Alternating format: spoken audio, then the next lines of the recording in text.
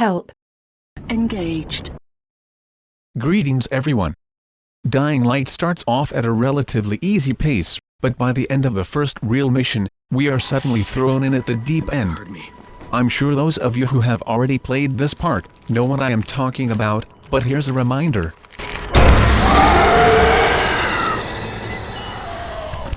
So, after that cutscene, just what the hell are we supposed to do? Well, that's what this video is about, but the first clue is the direction we are facing.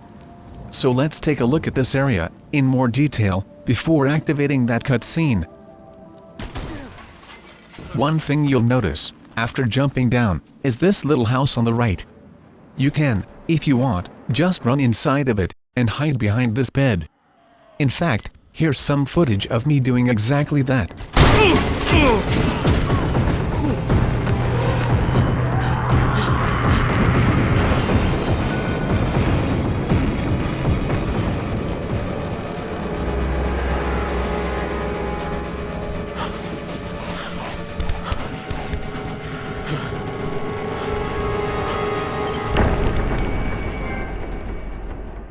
You earn a trophy by successfully evading the Volatiles.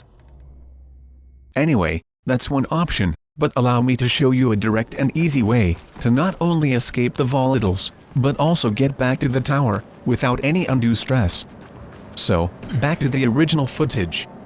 And by the way, this is all at hard difficulty, so these tactics should work at normal difficulty too.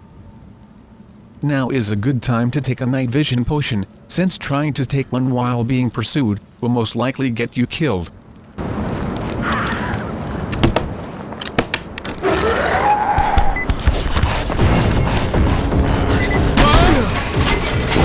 So, instead of hiding in that room, just run for the nearby water. Submerging yourself in water will shake off any pursuing enemies, even if they are right on top of you.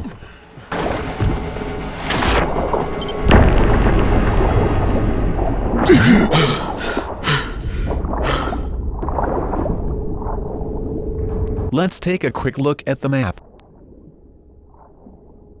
That's where the airdrop was. The house was here. And we are now here, marked on the map by that little white arrow. So here's what we will do.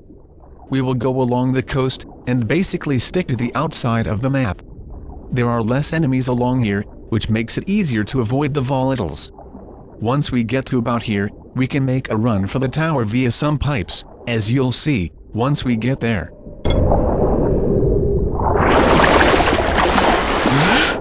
Underwater algae are best picked up at nighttime, since they glow in the dark. Something I learned while doing this mission.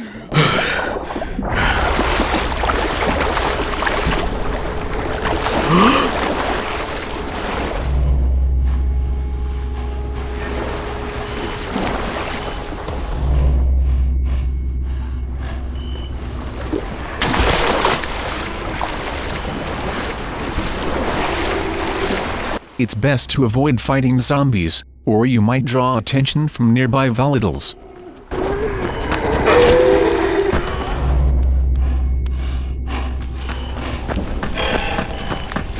If you do start to get noticed, just keep moving, and try to get behind some cover, if possible.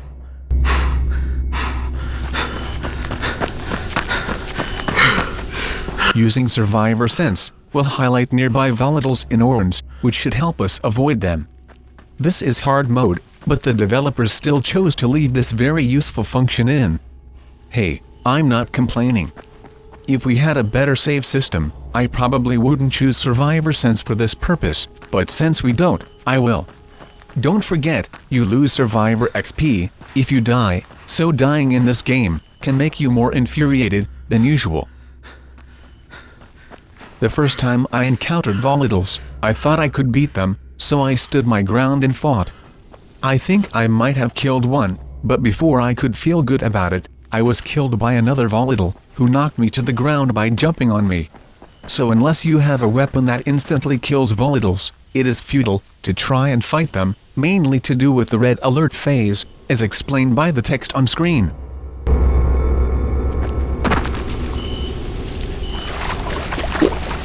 Anyway, Those are the pipes I mentioned earlier. They are almost like a secret passageway back to the tower.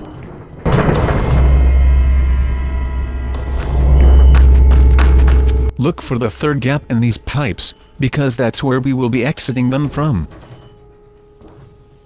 And now, it's just a short distance to the tower. Obviously, keep an eye out for volatiles, since they have a nasty habit of sneaking up on you, despite their rather loud, dog-like panting.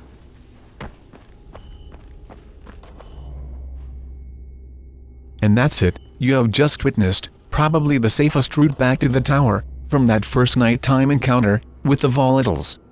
Please remember to comment, thumbs up and subscribe, if you like this video. This is Blade, and it's goodbye from me.